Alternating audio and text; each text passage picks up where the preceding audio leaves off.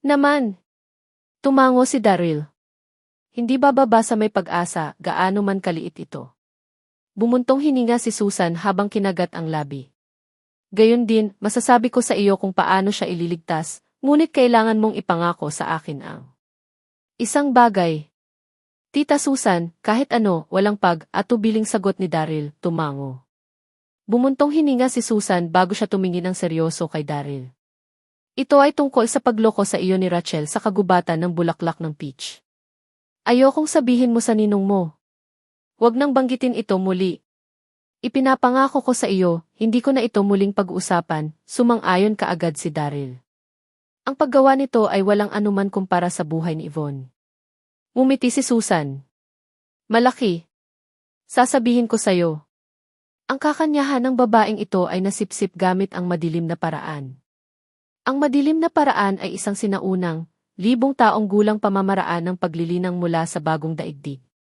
Marahil ay may isang bihasang mula sa bagong daigdig na maaaring makatulong sa kanya. Kung dadalhin mo siya sa bagong daigdig, baka may pagkakataon pa rin. Gayunpaman, mayroon lamang siyang ilang natitirang oras. Sa palagay ko hindi mo siya maisave sa oras. Bagong mundo. Nagtataka si Daryl, natuwa. Ito ay totoo, natanggap ni Leroy Henderson ang manual ng madilim na paraan mula sa New World Emperor. Si Yvette ay ang New World Princess, kaya marahil ay maaaring magkaroon siya ng solusyon. Yvonne, hayaan mo akong tumawag sa telepono. Nag-aalalang sinabi ni Daryl bago siya tumuloy. Pinangisdan niya ang kanyang telepono at tinawag si Yvette. Si Yvette at Lily ay nanonood ng pelikula. Sila ang naging sentro ng atensyon sa sinehan. Ang mga lalaki ay higit na pinapansin sila kaysa sa pelikula. Lily, nasaan ang asawa mo? Biglang tanong ni Yvette. Naramdaman pa rin niyang pinahiya mula sa nakatali sa atri, pagkatapos pinahirapan ni Daryl gamit ang formations hanggang sa nakiusap siya na tumigil na siya. Gayunpaman, ito ang kanyang ipinagbabawal kay Dari, hindi nito ito pinigilan na maging matalik na kaibigan kay Lily. Nakita rin ni Yvette na hindi alam ni Lily na si Daryl ay indomitable Darby. Ang aking asawa? Tanong ni Lily, may hawak na isang balde ng popcorn. Hindi pa nakabalik ang asawa ko for 2 araw. Ni hindi ko siya makontak. Bakit mo tinatanong ang tungkol sa kanya? Tumawa siya. Wala, nakikipag-usap lang. Namula si Yvette. Siya ay nanginginig sa galit habang iniisip ang tungkol sa kung paano siya pinahiya ni Daryl. Ang naging mas malala pa ay kapag nahuli na ng 12 Royal Guard ang Daryl, isang lalaki at babae ang nagligtas sa kanya. Hinanap siya ni Yvette. Mula noon, upang bayaran ang kahihiyan. Gayunpaman, para siyang nawala sa mukha ng lupa. Biglang nagring ang phone ni Yvette. Lily, hintayin mo ako. Kailangan kong tumawag sa tawag na ito, humihingi siya ng paumanhin kay Lily. Akala niya ay nagmula ito sa isa sa kanyang mga kalalakihan, ngunit natigilan siya nang makita niyang mula kay Daryl. How dare he call her? Kinagat niya ang labi at sinagot ang tawag. Yvette, kailangan ko ng pabor. Kailangan mo akong tulungan, nag-aalalang sabi ni Daryl. Pinahiya mo ako, ngunit nais mong tulungan kita. Mangarap pa. Napaisip si Yvette. Tumawa siya na nakasisindak, Daryl, indomitable. Darby. Ikaw ang setmaster ng Elysium Gate. Bakit? Kailangan mo ba ng pabor mula sa akin? Yvette, aking butihing kapatid na babae, kailangan mo akong tulungan. Agitated na sagot ni Daryl. Ano ate? Sino ang iyong kapatid? Humakbang si Yvette galit ang kanyang mga paa. Sa panahon ng formation, tinawag mo akong kapatid. Mas matanda ako sa iyo, kaya't hindi ba normal na tawagan kita na aking nakababatang kapatid? Walang paliwanag na ipinaliwanag ni Daryl. Gaano ka mangahas na ilabas ang nangyari dati? Galit na sigaw ni Yvette. Daryl, pagkatapos ng lahat ng iyon, gusto mo pa rin akong tulungan kita. Nagalit ka na ba? Malamig na tanong ni Yvette. Sa sobrang balisa ni Daryl pawis na pawis. Siya habang sinabi niya, alam kong galit ka pa rin sa akin. Ako ay hindi dapat gumamot sa iyo na ang paraan sa formation. Humihingi ako ng paumanhin, ngunit talagang kailangan ko ang iyong tulong. Desperado na hanggat tutulungan mo ako, may gagawin ako. Natuwa si Yvette. Sabihin, ano ang maitutulong ko sa iyo? Mayroon akong kaibigan at ang kanyang kakanyahan ay nasipsip. Mayroon ka bang paraan upang pagalingin siya? Tanong ni Daryl, sana. Ano? Ang kanyang kakanyahan ay nasipsip. Nagmuni-muni si Yvette. Tinaasan ng kilay ni Yvette. Sa pamamagitan ba ng madilim na paraan? Mayroong isang paraan lamang ng paglilinang na sumipsip ng kakanyahan ng isang tao. Ang manual ay laging itinatago sa silid-aklatan ng palasyo.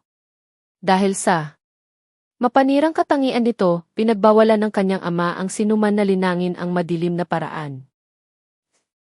Maaari mo ba siyang iligtas? Sabik na tanong ni Daryl. Naramdaman ni Yvette ang kanyang pagkabalisa. Umiti siya at sinabi, hindi ako ganoon kahusay. Hindi ko siya mailigtas. Bumagsak ang puso ni Daryl nang mawalan siya ng pag-asa. Ngunit, alam ko ang isang pamamaraan ng acupuncture na tinatawag na Sterling Life Method. Makatutulong ito sa iyo na pahabain ang kanyang buhay, dagdag ni Yvette. Ang pamamaraan ng buhay na Sterling. Tanong ni Daryl. Hanggat humihinga pa rin siya, mabubutas ko ang 3 malalaking karayom sa kanya. Tinutulungan siya nitong manatiling buhay sa isa pang 3 buwan. Gayunpaman, sa 3 buwan na ito, makikita siya sa isang vegetative state. Hindi siya makapagsalita o makakilos. Napuno ng kayabangan si Yvette. Mayroong mas mababasa.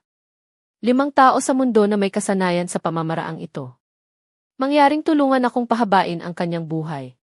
Bakit ko dapat? Ngini siya ni Yvette. May gagawin ako. Hanggat kaya ko ito, gagawin ko anumang bagay.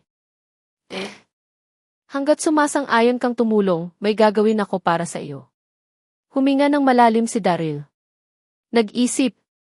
Sandali si Yvette, pagkatapos ay sinabi, okay, tutulungan kita sa oras na ito. Ngunit hindi ko na naisip kung ano ang gusto mo kaya hawakan ito. Mabuti na lang huwag mong laparin ang pangako mo. Huwag kang mag-alala. Aman ako ng salita ko. Pupunta ako sa Carter Mansion sa Mid-City. Punta ka dyan mabilis? Ako, takot niya ay hindi live para sa mas matagal. Umiiyak si Daryl sa gulat, halos maiyak. Pagkalipas ng 3 oras, sa wakas ay nakarating si Yvette sa Carter Mansion. Namangha siya sa sobrang karangyaan nito.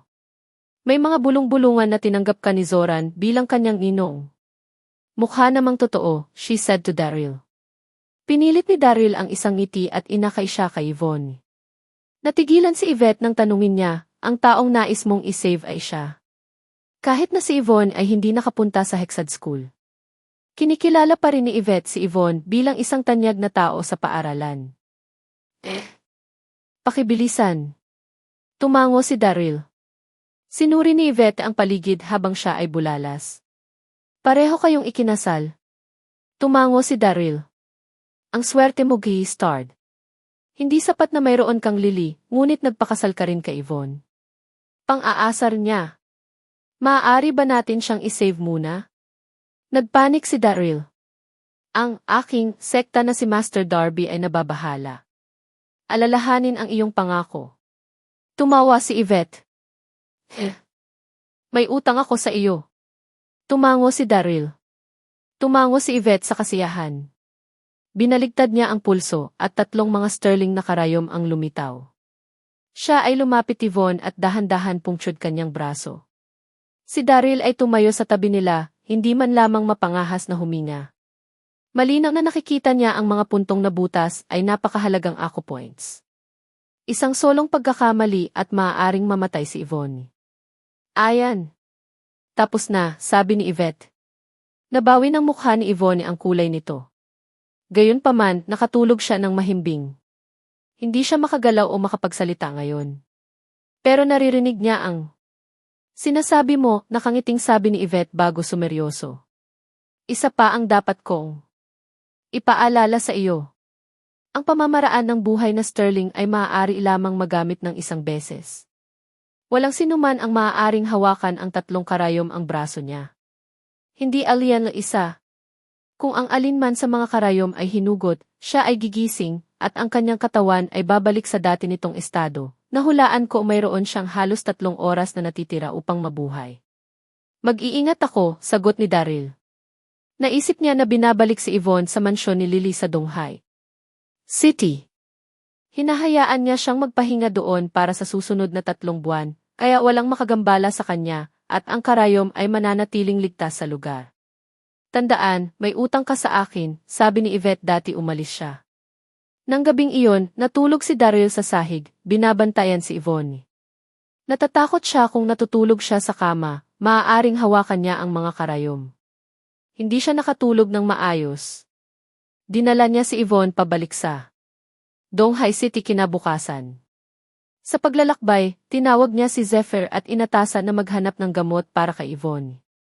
Tanghali na nang ibalik ni Daryl kay Yvonne sa bahay at napagtanto na walang tao sa bahay. Siya nagdala sa kanya ng diretso sa kwarto, pakiramdam bahagyang conflicted bilang siya ay hindi sigurado kung Lily ay mababalisa sa kanya nagdadala Yvonne bahay. Iniisip si Lily, mabilis niya itong tinawag. Ilang sandali ay kinuha niya ang tawag, parang natutuwa. Hubby, tumawag ka na sa wakas. Nasaan ka sa nakaraang 2 araw? Nag-aalala si Lily na may sakit. May nangyayari si Dee, tumawa si Daryl. Nakasimangot siya habang naririnig ang isang kaguluhan na nangyayari sa pagtatapos ni Lily ng tawag. Lily, nasaan ka? Masayang sabi ni Lily, nasa concert ako ni Angela Angel. Nasa Donghai Television Station ito. Halika, hanapin mo ako. Pamilyar si Daryl kay Angela Angel, ang sikat na pop star. Noong nasa high school pa si Daryl, ang Invisible Wings ni Angela ang pinakapopular na kanta sa buong bansa.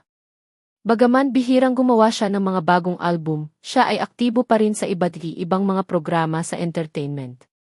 Para sa nakalipas na 2 taon, siya ay isang hukom sa katotohanan TV competition The Picture Window na singer. Siya ay itinuturing na isang alamat sa industriya ng aliwan. Hubby, dali. Hindi pa nagsisimula ang konsyerto, kaya hihintayin kita. Paghimok ni Lily. Sige, pupunta ako doon sandali, sagot ni Daryl. Siya ay nagpasya ito ay magiging mas mahusay na upang sabihin sa kanya tungkol Yvonne sa tao. Sa Donghai Satellite Television Building, isa sa mga atraksyon ng Donghai City, maraming mga galas at konsyerto ang ginanap dito. Ang konsyerto ni Angela Angel ay isang malaking deal sa Donghai City at maraming mayayamang tagahanga ang sumuporta sa kanya. Nang marating ni Daryl ang gusali, mayroon ng maraming tao. Labis na nasasabik ang mga tagahanga na siya namangha sa impluwensya ni Angela. Si Giselle Land, na nasa ilalim ng kanyang kumpanya ng aliwan, ay hindi malapit sa maimpluwensyang tulad ni Angela. Kung tutuusin, bago pa rin sa eksena si Giselle. Ang konsyerto na ito ay mas malaki kaysa sa taunang Mid-Autumn Festival Gala ng Donghai City. Naglakad si Daryl papunta mismo sa silid pahingahan na sinabi ni Lily na hihintayin niya siya. Ang lugar ay para sa mga mayayaman at ang mga ordinaryong tagahanga ay naghihintay lamang sa labas.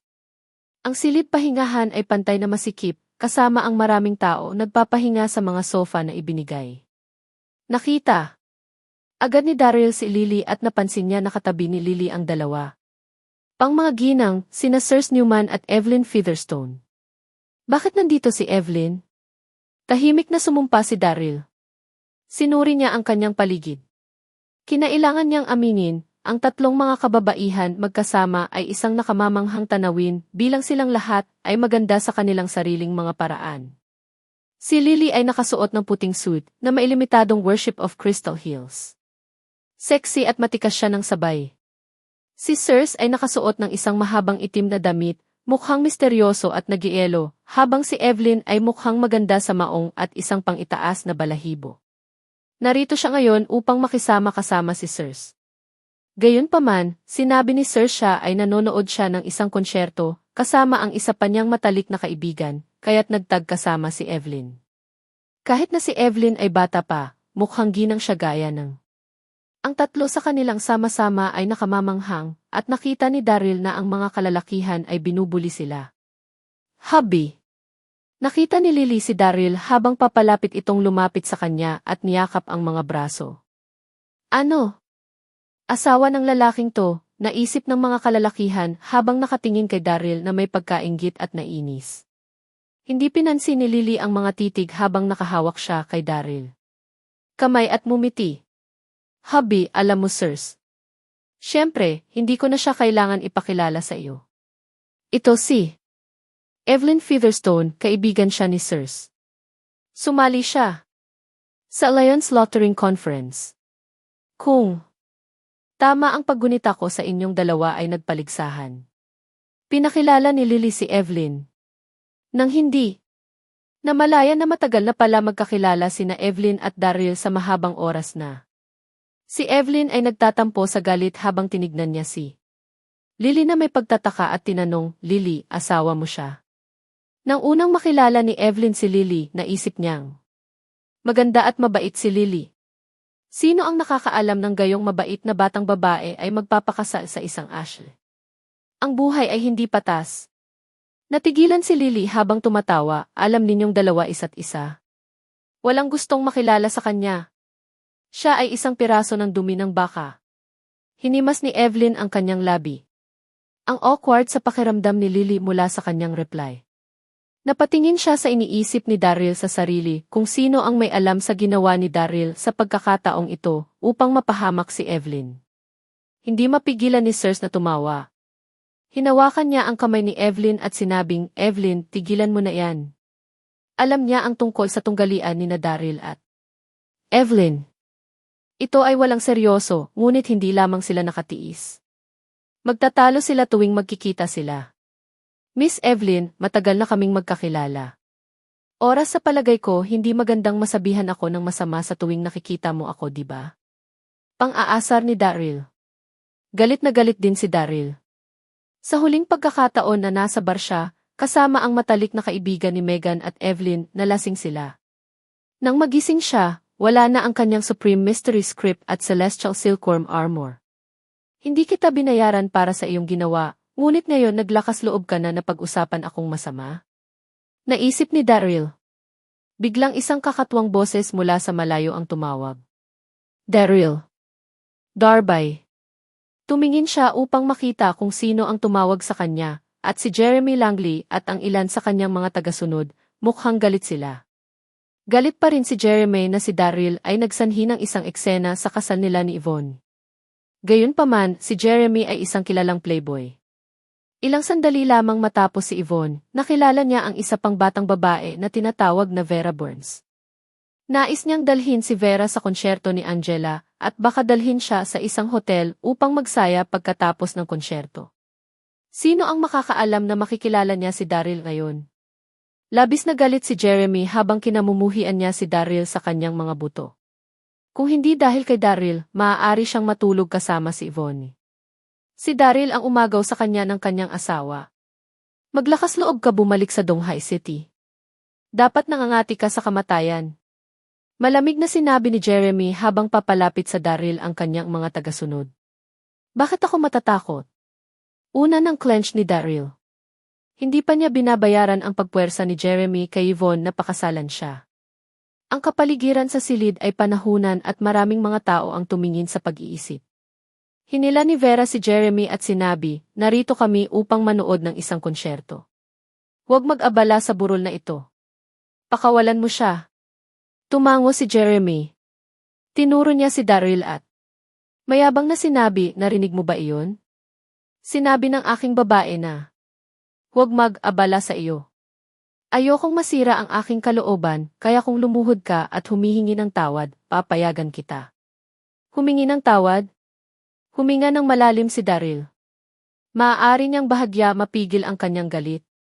Iniisip kung paano si Yvonne ay natitira lamang 3 buwan upang mabuhay, tumaas ang kanyang galit.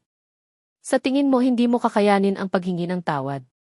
Mahigpit na kinuyom ni Daryl ang kanyang kamao. Humukay ang kanyang mga kuko sa kanyang laman. Sumabog ang tawa. Baliw siya. Niwala siyang kapangyarihan. Paano dare he talk back? Ves, kailangan niyang mamatay. Nagpanik si Lily, kaya mabilis siyang tumayo at sinabing, Hubby, huwag mo siyang awayin. Humingi ka lang ng tawad. Paano hindi nasindak si Lily? Sa kasalukuyang kapangyarihan ni Daryl, hindi niya kayang saktan si Jeremy. Ang Langley ay mayaman at makapangyarihan, kasama ang master ni Jeremy ay si Zachary Hume, ang deputy head ng Chanshan School, suportado siya ng maayos. Si Daryl, sa paghahambing, ay wala. Wala siyang anumang panloob na enerhiya. Ang hamon kay Jeremy ay magtatapos lamang ng masama para sa kanya. Walang inaasahan na si Daryl ay malamig na tutugon, "Jeremy, susundin ko ang iyong mungkahi na dapat lumuhod at humingi ng tawad. Ngunit dapat ikaw, ang iyong bagong kasintahan, at ang iyong bitches." Ano? Lahat sobrang natulala, akala nila mali ang pandinig nila kay Daryl. Baliw ba ang taong ito? Wala siyang anumang kapangyarihan, nalugi ang kanyang korporasyon, ngunit mayroon pa siyang lakas ng loob na sabihin yan. Naisip ng lahat. Naghahanap pa talaga ng kamatayan. Kunin mo siya. Inutusan ni Jeremy ang kanyang mga tauhan. Ayaw niyang labanan si Daryl, ngunit ang kayabangan ni Daryl ay nagpalala sa kanya. Hindi niya ginawa. Kaya kung saan siya kasalukuyang, kailangan ni Daryl ng pambubugbog. Napanganga ang lahat ng maramdaman ang napakalawak na kapangyarihan ni Jeremy. Siya ay isang level 3 Master General at isinasaalang-alang ang isa sa pinakamakapangyarihang tao sa Donghai City. Akala ng lahat ay tapos na si Daryl. "Hubby, mag-ingat ka," bulalas niya. Labis siyang nag-aalala na kinagat niya ang labi hanggang sa dumugo at nakapikit siya. Hindi niya matiis na panoorin ang binubugbog ng asawa. Thud! Thud! Thud! Ang mga tunog ng suntok ay umalinggaw sa silid pahingahan. Nang imulat ni Lily ang kanyang mga mata, hindi niya makakalimutan ang nakita niya sa natitirang buhay niya. Nakatayo doon si Daryl habang ang mga tauhan ni Jeremy ay nakahiga sa ang sahig. Nataranta si Jeremy dahil siya lang ang natirang nakatayo. Ang buong silid ay tahimik na tahimik dahil walang nakakakita kung paano pinalo ni Daryl ang kanyang mga kalaban. Ang lahat ng ito ay nangyari sa isang kalabo. Pawis na pawis si Jeremy. Ano ang nangyayari? Sinabi sa kanya ng Abyss Mother Serendipity na hindi na maibabalik pa ni Daryl ang kanyang kapangyarihan. Paano siya lumakas? Nang mapagtanto ni Jeremy ang kanyang pagkakamali, huli na. Nakita niya si Daryl na naglalakad palapit sa kanya ng mahinahon. Ang bawat hakbang niya ay bumulala sa buong silid pahingahan. Para sa isang 9 resurrection pill, tinanong mo si Yvonne na pakasalan ka. Sabi ni Daryl, ang kanyang mga mata ay nagliliyab sa galit habang tiningnan niya si Jeremy ng diretso sa mata. Inuli ko. Sa iyo ang pilang 100 beses. Sino ang ibabalik sa akin ni Yvonne? Nakakapit na siya sa buhay niya. Sino ang na maaaring ibalik siya sa akin? Sumigaw si Daryl, ganap na nawala ito. Sumugod siya pasulong at sinunggaban si Jeremy ng kwelyo na binabato ng suntok pagkatapos ng suntok. Thud! Thud! Thud! Ang bawat suntok ay mas mahirap kaysa sa isa pa. Inilabas ni Daryl ang isang malakas na kasalukuyang daloy ng pure internal energy na bumabalot sa karamihan ng tao. Napatahimik ito. Sa buong pulutong. Natigilan ang lahat kay Daryl. Para siyang isang baliw na nawalan ng kontrol habang umuungol si Jeremy sa sakit sa bawat suntok. Daryl, how dare you hit me? Dumudugo ang mukha ni Jeremy. Umirap siya ngunit hindi makagalaw. Patay ka na. Patay ka. Narito ang aking master at sisiguraduhin kong mamatay ka dito ngayon. Nagpatuloy siya sa pagsigaw. Namamaga ang kanyang ulo ngunit hindi niya kayang labanan. Hubby, tigilan mo na. Tayo na. Sabik si Lily sa pagkakaalam niya. Sa reputasyon ni Zachary. Kung nandito siya, patay si Daryl. Pumunta. Sa palagay mo maaari mong iwanan ang lugar na ito ngayon kasama ang aking master dito. Mabilis na tumawa si Jeremy. Guro. Naisip ni Daryl. Kung ang iyong master ay narito, babatukan ko rin siya, sagot ni Daryl. Sino ang naglalakas loob na magsalita ng buong tapang? Sinabi ng isang lalaking nakasuot ng itim na jacket na sino habang siya ay lumalabas mula sa karamihan ng tao, si Zachary Hume. Si Jeremy ay desperado na nakuha kay Zachary, sumisigaw. Guro, Panginoon, tulungan mo ako. Tumingin si Zachary kay Daryl. Paano mo pinapalo ang aking alagad sa publiko? Siya ay matingkad dahil si Jeremy ay ang kanyang paboritong alagad. Huminga ng malalim si Daryl at sinipa si Jeremy sa sahig. Kaya paano kung tamaan ko siya? Ikaw. Siya ang alagad ko. Sigaw ni Zachary. Kaya paano kung siya ang iyong alagad? Dahan-dahang tanong ni Daryl. Humihiling ka na mamatay. Ang dumi mo. Masamang.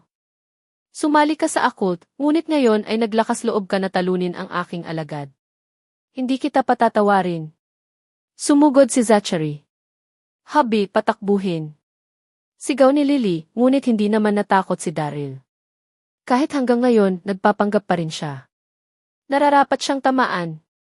Pangutya ni Evelyn. Isang malakas na panloob na enerhiya ang sumabog mula sa Zachary. Ito napakalakas nito ay nag-warp ang hangin sa paligid niya habang ang mga bitak ay lumitaw sa buong kanya. Mamamatay na si Daryl, hinihingal ang lahat. Nararapat sa kanya. Nararamdaman ng lahat na papatayin ni Zachary si Daryl. Sino ang makakaiwas sa gayong malakas na hit? Hubby. Sigaw ni Lily. Nais niyang tulungan siya, ngunit huli na. Nagpanik din si Cersei nang sabihin niya, Daryl, Ron. Ano pa ang hinihintay mo? Kahit na nakikita niya na. Galit na galit si Zachary, ngunit hindi man lang gumalaw si Daryl. Nakatitig lang siya kay Zachary ng malamig. Si Zachary ay nagtapo ng isang malakas na suntok. Maraming hindi naglakas loob na tumingin, ngunit alam nila na si Daryl ay ginawa para sa. Kalmadong lumipat si Daryl upang maiwasan ang suntok. Ikaw payaso. Tapos, sinampal niya si Zachary. Sabihin sa katotohanan, mahirap labanan ng harapan si Zachary. Gayunpaman, minaliit ni Zachary si Daryl. Sino ang may? Alam na mayroon siyang mga mabilis na reflexes na maiiwasan niya ang suntok ni Zachary. Nang mapunta ni Daryl ang isang sampal sa mukha ni Zachary, doon lamang napagtanto ni Zachary na minaliit niya si Daryl. Huli na. Sampal. Mabilis at malakas ang sampal ni Daryl. Naging sanhi nito upang lumipad si Zachary sa hangin at mapunta sa 20 metro ang layo. Naglaway siya ng dugo nang siya ay makarating. Nararamdaman ni Zachary na parabang nasira ang kanyang mga organo at siya ay namatay. Napanganga ang lahat. Ang kinailangan lamang nito ay isang sampal upang talunin ang deputy head ng Tiantian School. Napatingin sila kay Daryl na parabang nakatingin sa isang halimaw. Nagulat pa rin sina Lily at Cersei. Humingi ka ng tawad ngayon. Sambit ni Daryl habang dahan-dahang lumapit kay Jeremy. Walang masabi si Jeremy kahit isang salita. Naka-floor siya. Hindi kailanman sa kanyang buhay na naisip niya na ang kanyang master ay papatayin ni Daryl. Pagkatapos ng lahat, ang kanyang master ay isang level 4 martial marquis. Napalunok ng husto si Jeremy nang maramdaman niya na naglabas si Daryl ng isang malakas na agos ng panloob na enerhiya. Dinurog siya hanggang sa halos hindi siya makahinga. Kung ginawa niya ang hindi humingi ng paumanhin kaagad, mamamatay na siya. Pasensya na. Pasensya na, paghingi ng tawad ni Jeremy. Lumuhod at humihingi ng tawad. Tulad ng iminungkahi mo ngayon lang, demanda ni Daryl. Ni. Alanganin si Jeremy. Nais niyang bugbugin si Daryl sa harap ni Vera upang mapahanga siya. Sino ang nakakaalam na siya ay lubos na mapapahiya? Paano niya pa napahiya ang sarili sa pamamagitan ng pagluhod para kay Daryl? Nais ni Jeremy na sabihin na hindi. Gayunpaman, nakita niya na si Daryl ay may mahabang pulang dugo na espada sa kanyang kamay, kaya't alam niyang wala siyang ibang pagpipilian maliban kung nais niyang mamatay. Thud! Lumuhod si Jeremy. Hindi na niya alintana ang kanyang ego. Kung ikukumpara sa kanyang sariling buhay, walang kahulugan ang kanyang kaakuhan. Pasensya na po. Pasensya na po, Mr. Daryl, Jeremy humingi ng tawad. Ikaw rin. Tumingin si Daryl kay Vera. Thud! Ang isang pagtingin lamang ay sapat na upang maging mahina ang mga tuhod ni Vera. Agad siyang lumuhod at humingi din ng tawad.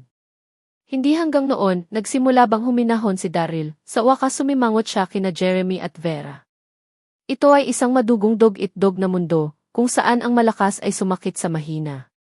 Hanggat maaari kang makipag-away, ang mga tao ay humihingi ng kapatawaran. Kapag siya ay walang lakas, ang 6 na Orthodox sect at clans ay naggang upang buli siya. Si Dax ay binugbog ng ang sekta ng Emmy, ang kakanyahan ni Yvonne ay nasipsip at ang kanyang buhay ay nakabitin sa isang sinulid. Ito ang mga bagay na hindi niya makakalimutan. "I vive off," sabi ni Daryl. Dinala ni Jeremy at ng kanyang mga tauhan si Zachary at nag-scram. Ang karamihan ng tao ay nawala rin sa bagong impresyon kay Daryl. Ang manugang na ito ay hindi kasing walang silbi tulad ng dati. Mga kababaihan at Ginoo, magsisimula ang konsyerto sa ilang sandali.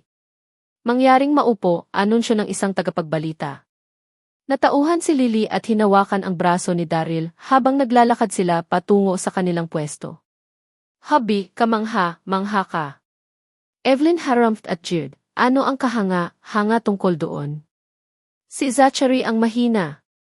"Evelyn, tigilan mo na ang pagsasalita at sundan mo ako." Saway ni Sirs. Libo-libong mga tao ang pumuno sa lugar ng konsyerto habang ang yugto ng entablado ay maliwanag na nailawan at tumingin na kamamanghang ang bawat tagahanga ay maihawak na isang glow stick sa kanilang mga kamay at inaasahan na makita si Angela Angel. Nag-book si Lily ng magagaling na pwesto sa row 3, 111,112, 112, 113, at 114 na. Si Daryl ay dapat umupo sa 111, ngunit nagreklamo si Lily na ang taong nasa harap niya ay humahadlang sa kanyang paningin, kaya't ipinagpalit ni Daryl ang mga upuan sa kanya. Si Daryl naman ang naging awkward habang siya ay na-sandwich sa pagitan ni Lily at Evelyn. Nang makaupo na siya, sinipa ni Evelyn ang kanyang binti. "Ano ang idhe? Bakit ako sinisipa ng walang dahilan?" Naisip ni Daryl na ano ang ginagawa mo, ungol niya. "Bakit ka sumisigaw?" "Isang aksidente," malamig na sinabi ni Evelyn. Hindi siya nag-abala sa pagtatalo sa kanya. Naupo siya ngunit tumalon agad kaagad nang maramdaman niya ang may matulis na butas sa kanyang puwitan. Nakita niya ang isang hikaw na hikaw sa upuan at napansin na dumudugo ang kanyang puwitan. "Ano ang problema mo?" Napansin niya na wala sa kaliwang hikaw si Evelyn. Hindi tumatagal ng isang henyo upang hulaan na ang hikaw sa upuan ay pagmamay-ari ng siya. "Sinahulog ang aking hikaw." "Ito ay isang aksidente, Evelyn." Harumph. Kinuha niya ang airing hook at itinapon. "Sinira mo ang aking hikaw, ngunit nagreklamo ka? Kung gaano ka bastusan. Gayon din, hindi ka ba makaupo sa tabi ko?" "Naiinis ako sa iyo," she giggled. Inilibot ito ng mata ni Daryl. Imposibleng ang babaeng ito. Si Daryl ay hindi nag-abala kay Evelyn. Umupo siya, ngunit masusing pinagmasdan niya ang iba pang matulis na bagay bago umupo. Pagkaupo niya, iniska ni Daryl ang kanyang paligid. Naging emosyonal siya mula sa pagkahilig ng mga tagahanga ni Angela. Ito ang pagkakaiba sa pagitan ng isang maalamat na P-star at isang regular. Ang laki ng kanyang konsyerto ay kasing laki ng isang international pop star. "Angela! Angela!" Ang dumi ay nagsigawan na puno ng kaguluhan sa pagsisimula ng konsyerto. Isang matikas na figura sa isang kulay rosas na gown ng gabi na encrust sa mga kristal ay lumitaw sa entablado. Siya ay tumingin sa bawat beat ang maalamat na pop-star na siya ay naghahanap ng ganap na pakarilag. Namangha si Daryl. 30 taong gulang na si Angela, ngunit napanatili niyang maayos ang kanyang figura at hitsura. Walang palatandaan ng pagtanda at lalo na sa kanyang nakakaakit na figura, para siyang nasa edad 20s. "Hello, Donghai City. Ako si Angela Angel. Kumusta na kayong lahat?" Tanong ni Angela. Ang karamihan ng tao ay naging ligaw habang sila ay nagsisiyahan at nagpalakpakan. Si Angela ay isang pro sa pakikipag-ugnay sa karamihan ng tao habang siya ay ngumiti at kumaway sa kanila natural, hindi naman ito pinilit. Ang bawat salitang sinabi niya ay sinalubong ng mga tagay at hiyawan. Ang kapaligiran sa konsyerto ay kapanapanabik. "Angela, mahal kita." "Angela." Labis na nasasabik si Lily. Gayunpaman, nanatili pa rin ang kanyang postura dahil hindi siya sumigaw ng malakas. Si Evelyn naman ay natuwa. Kinaway niya ang kanyang glow stick sa hangin, sumisigaw, Angela. Angela! Sino ang nakakaalam na siya ay magiging isang matibay na tagahanga? Tuwang-tuwa si Evelyn na nakikita niya ang kanyang idolo sa tao, kinaway niya ng sobra ang kanyang glow stick kaya tumama ito sa ulo ni Daryl. Ay hey! Una ang hikaw, ngayon ito. Naisip ni Daryl. Ikaw, G. Daryl said. Manahimik ka. Sinasabi ko sa iyo na narito ako upang manood ng konsyerto ni Angela. Huwag mo nang ahas na abalahin ako. Napatingin si Evelyn kay Daryl. Ano ang EDH? Daryl sinumpa sa kanyang sarili nang binabaliwala. Siya. Ang live na pagkanta ni Angela ay kamangha-mangha. Kinanta niya ang marami sa kanyang mga classics at pagkatapos ng 1 oras na pagkanta, namamaos ang boses ni Angela. Nagpanik ang kanyang mga tagahanga habang sumisigaw, Angela, tigilan na ang pag-awit.